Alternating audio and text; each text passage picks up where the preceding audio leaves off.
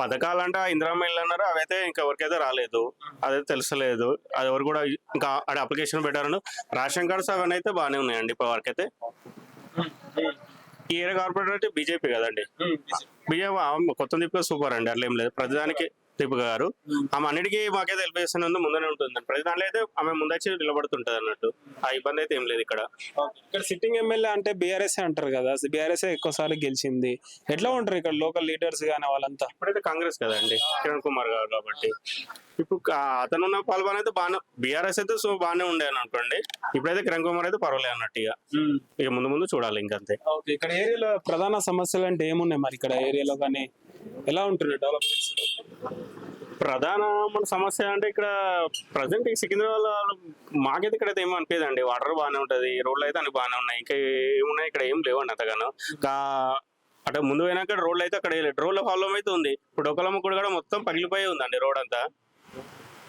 Drainage సమస్య కానీ, water వర్షాకాలం అప్పుడు కానీ? వర్షాకాలం అయితే కంపల్సరీ డ్రైనేజ్ మొత్తం రోడ్ల మీదే పొంగుతూనే ఉంటుంది. అది ఎప్పుడు ఉండే ప్రాబ్లమే అనుకోండి. ఎప్పుడు అండర్ గ్రౌండ్ నుంచి లీకేజ్ అయితేనే ఉంటాయి కదండి. ఓకే. గత ప్రభుత్వం చూసుకున్నట్టయితే బీఆర్ఎస్ 10 సంవత్సరాలు అధికారంలో ఉంది. అలాంటిది బీజేపీ కార్పొరేటర్ గా దీపిక గారు గెలిచారు ఇక్కడ ఏరియాలో. ఆమె ఎలా డెవలప్మెంట్స్ కానీ ప్రజలతో ఎలా ఉంటది ఇక్కడ ఏరియాలో? దీపిక మేడం ప్రజలతో అయితే చాలా కలిసిపోయి ఉంటది మేడం, ఉంటది. ఆ ఇబ్బంది అయితే ఏం లేదు. ప్రతిదానికైతే స్పందిస్తుంది, ముందు ఉంటది. ఇప్పటికైతే ఇబ్బంది అయితే ఏం లేదండి. ఆమె ప్రధానికి ముందుంటది, ప్రతి కార్యక్రమం ముందు చేపడుతుంటే ముందుకైతే ఉంటదండి. ఆమెతో సూపర్ ఇప్పటికైతే ఇక్కడైతే మాకు లేడీస్ అనుకోవచ్చు అంటే మనకున్న సమస్యను పరిష్కారం అయితే ముందుకుంటుంది కదండి, సరిపోతుంది. అది కావాలంటే ఇంకా తెలంగాణ రాష్ట్రంలో బీజేపీ ఎందుకు అధికారంలోకి వస్తలే అని మీరు అనుకుంటున్నారు? మరి ఎవరు మిస్టేక్ అయింది?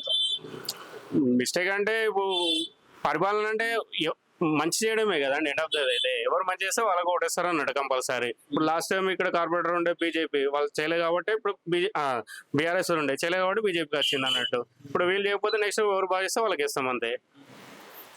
Okay, thank you.